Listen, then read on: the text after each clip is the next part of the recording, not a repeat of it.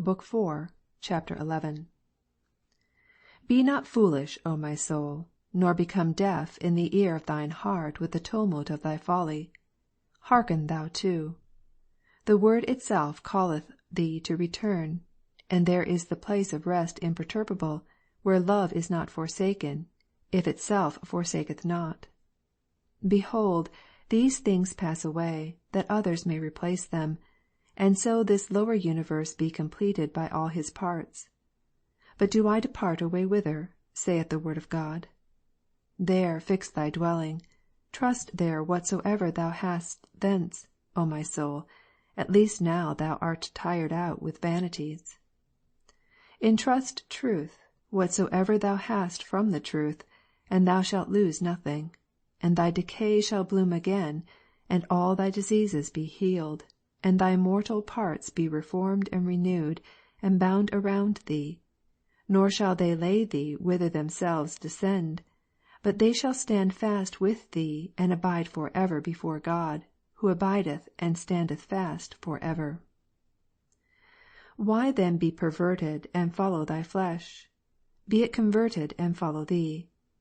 Whatever by her thou hast sense of, is in part, and the whole, whereof these are parts, thou knowest not, and yet they delight thee. But had the sense of thy flesh a capacity for comprehending the whole, and not itself also, for thy punishment, been justly restricted to a part of the whole, thou wouldst, in whatsoever existeth at this present, should pass away, that so the whole might better please thee. For what we speak also, by the same sense of the flesh thou hearest. And wouldst not thou have the syllable stay, but fly away, that others may come, and thou hear the whole? And so ever, when any one thing is made up of many, all which do not exist together, all collectively would please more than they do severally, could all be perceived collectively. But far better than these is he who made all, and he is our God, nor doth he pass away, for neither doth aught succeed him. Chapter 12. If bodies please thee, praise God on occasion of them, and turn back thy love upon their Maker, lest in these things which please thee thou displease. If souls please thee, be they loved in God, for they too are mutable, but in him they are firmly stablished, else would they pass and pass away. In him then be thy beloved, and carry unto him along with thee what souls thou canst, and say to them, Him let us love, him let us love. He made these, nor is he far off. For he did not make them, and so depart, but they are of him and in him. See, there he is, where truth is loved. He is within the very heart, yet hath the heart strayed from him. Go back into your heart, ye transgressors, and cleave fast unto him that made you. Stand with him, and ye shall stand fast. Rest in him, and ye shall be at rest. Whither go ye in rough ways? Whither go ye? The good that you love is from him. But it is good and pleasant, through reference to him, and justly shall it be embittered, because unjustly is anything loved which is from him, if he be forsaken for it. To what end then would ye still and still walk these difficult and toilsome ways? There is no rest where ye seek it. Seek what ye seek, but it is not there where ye seek it. Ye seek a blessed life in the land of death.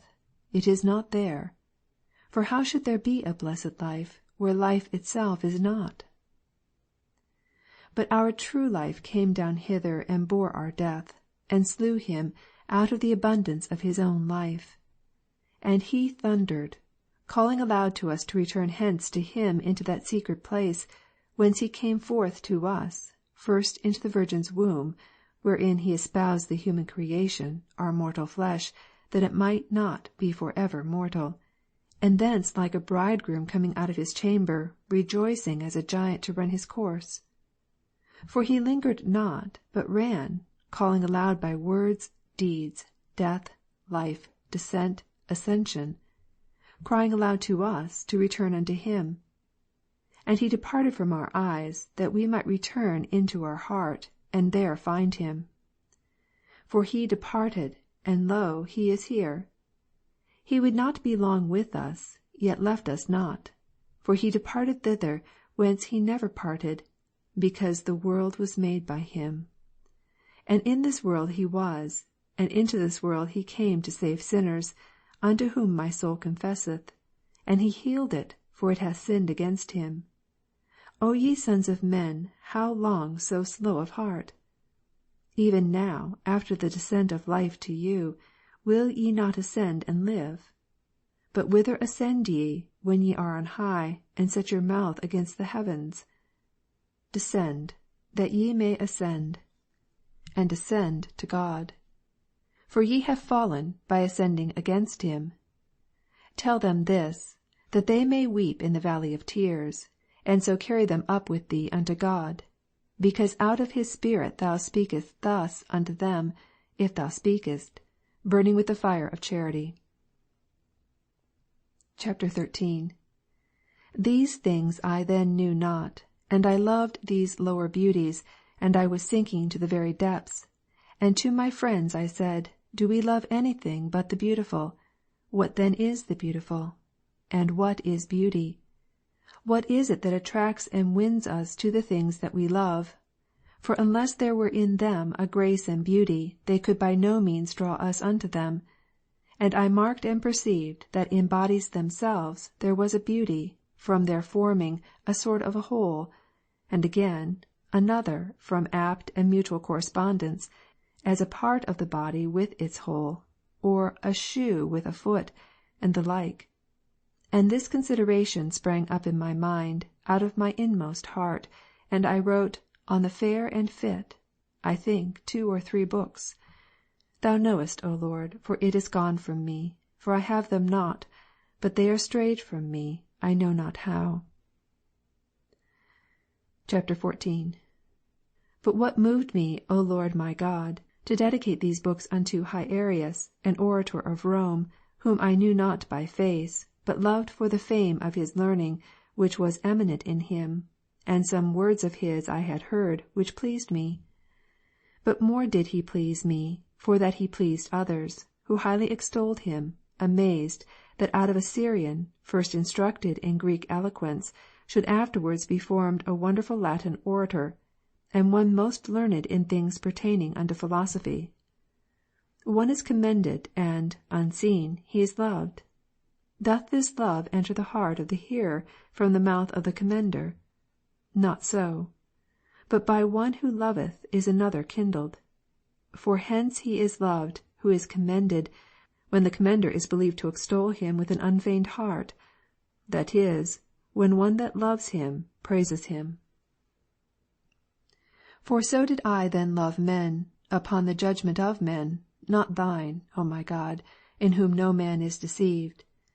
But yet why not for qualities, like those of a famous charioteer, or fighter with beasts in the theatre, known far and wide by a vulgar popularity, but far otherwise and earnestly, and so as I would be myself commended? For I would not be commended or loved as actors are, though I myself did commend and love them, but had rather be unknown than so known, and even hated than so loved. Where now are the impulses to such various and diverse kinds of loves laid up in one soul? Why, since we are equally men, do I love in another what, if I did not hate, I should not spurn and cast from myself? For it holds not, that as a good horse is loved by him, who would not, though he might, be that horse, therefore the same may be said of an actor, who shares our nature. Do I then love in a man what I hate to be, who am a man? Man himself is a great deep, whose very hairs thou numberest, O Lord, and they fall not to the ground without thee. And yet are the hairs of his head easier to be numbered, than are his feelings and the beatings of his heart. But that orator was of that sort whom I loved, as wishing to be myself such, and I erred through a swelling pride, and was tossed about with every wind, but yet was steered by thee, though very secretly. And whence do I know, and whence do I confidently confess unto thee, that I had loved him more for the love of his commenders, than for the very things for which he was commended? Because, had he been unpraised, and these selfsame men had dispraised him, and with dispraise and contempt told the very same things of him, I had never been so kindled and excited to love him. And yet the things had not been other, nor he himself other, but only the feelings of the relators. See where the impotent soul lies along, that is not yet stayed up by the solidity of truth. Just as the gales of tongues blow from the breast of the opinionative, so it is carried this way and that, driven forward and backward, and the light is overclouded to it, and the truth unseen. And lo, it is before us. And it was to me a great matter, that my discourse and labours should be known to that man, which should he approve, I were the more kindled. But if he disapprove, my empty heart, void of thy solidity, had been wounded. And yet the fair and fit whereon I wrote to him, I dwelt on with pleasure, and surveyed it, and admired it, though none joined therein. Chapter 15. But I saw not yet whereon this weighty matter turned in thy wisdom, O thou omnipotent, who only doest wonders. And my mind ranged through corporeal forms, and fair, I defined and distinguished what is so in itself, and fit, whose beauty is in correspondence to some other thing, and this I supported by corporal examples. And I turned to the nature of the mind, but the false notion which I had of spiritual things let me not see the truth.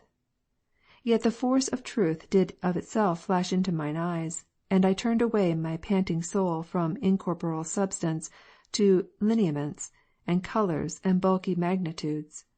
And not being able to see these in the mind, I thought I could not see my mind. And whereas in virtue I loved peace, and in viciousness I abhorred discord, in the first I observed a unity, but in the other a sort of division. And in that unity I conceived the rational soul, and the nature of truth, and of the chief good to consist. But in this division I miserably imagined there to be some unknown substance of irrational life, and the nature of the chief evil, which should not only be a substance, but a real life also, and yet not derived from Thee, O my God, of whom are all things. And yet that first I called a monad, as it had been a soul without sex, but the later a duad, anger in deeds of violence, and in flagitiousness lust, not knowing whereof I spake. For I had not known or learned, that neither was evil a substance, nor our soul that chief and unchangeable good.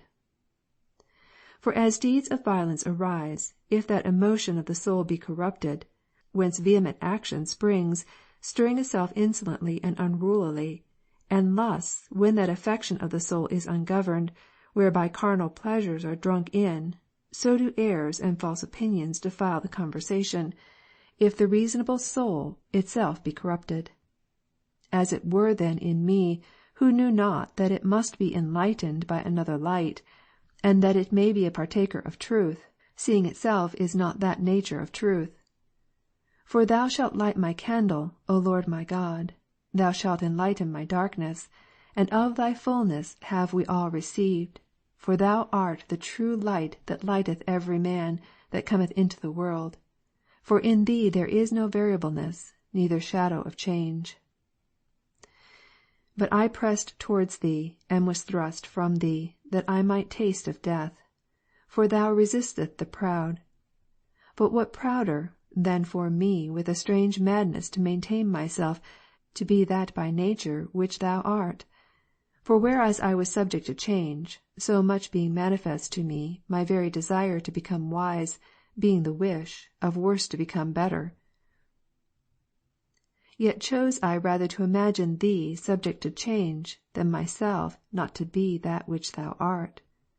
Therefore I was repelled by thee, and thou resistest my vain stiff-neckedness, and I imagined corporal forms, and myself flesh.